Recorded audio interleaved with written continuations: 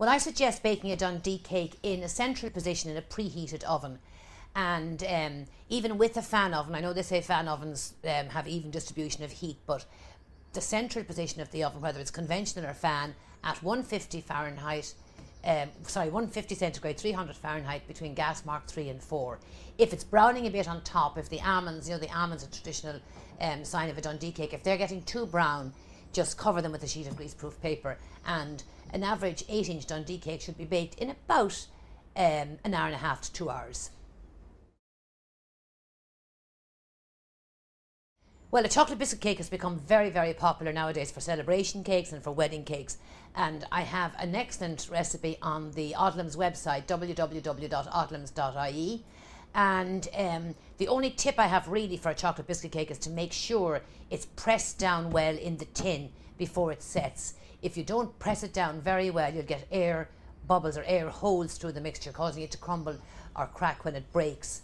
I also suggest you throw in a packet or 2 or 3 indeed, depending on the size of the cake, of Maltesers or chopped crunchy. They give a nice bite to the chocolate biscuit cake. It's not for cutting, it's only for cutting, you say, not for displaying. But just a tip for people who are using a chocolate biscuit cake and want to decorate it, you must put a layer of almond paste or marzipan, thin layer, on the chocolate biscuit cake before applying the white icing, whether it's ready to roll or the royal icing. You get a flat top on the cake for decorating, otherwise the appearance will be all wrong. We had lots of controversy and chat indeed after the Gur cake. I used water today, but a lot of the mummies and the grannies apparently use tea. So by all means, yes, you can use tea if you wish. So tea can be used instead. Probably improve the flavour a bit as well, actually.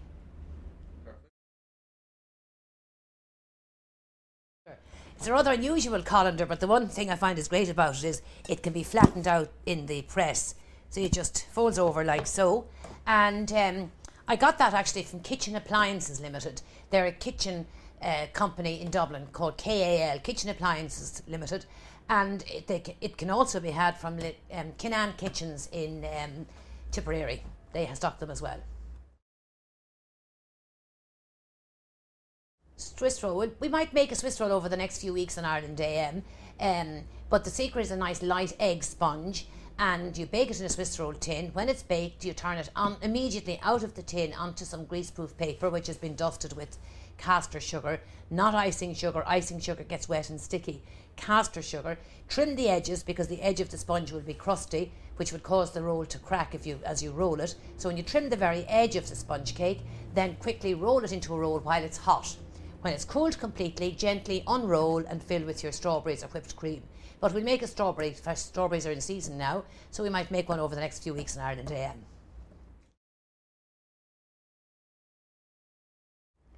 Certainly can make the Gur cake, provided all the ingredients are gluten-free. For example, you would use a gluten-free bread, the stayed gluten-free bread for the soaking of it, and use the gluten-free flour. And make sure your mixed spice is also gluten-free. In other words, check your manufacturer's list to make sure that all the ingredients you're using are gluten-free. But certainly the Gur cake works very well with the Tritamil gluten-free flour. The trick or the secret in a nice light, well-risen scone or scone is you bake them on a preheated tin. So dust the tin with some flour, pop the tin into the preheated oven while you're making your scone mixture so that the tin is good and hot and the flour is golden brown. When you cut out your scones then, and the basic recipe I would use would be 225 grams, 8 ounces of our Odlum self-raising flour, about 2 ounces of margarine, a teaspoonful of caster sugar, and a 1/4 pint of milk. That's 150 mils, a 1/4 pint of milk. Make the scones up quickly, cut them onto the preheated tin, into the oven. The oven must be at temperature, which is 400 Fahrenheit, 200 centigrade, gas mark 6. Again, an upper shelf position so the scones will lift as soon as they hit the heat of the oven, giving you a nice light, well-risen scone. Then to serve them, you can serve them with fresh cream and strawberries, fresh cream, strawberry jam, lots of fresh fruit in season at the moment. So any array of fruit can be served with them, and cream, or just butter and jam as well.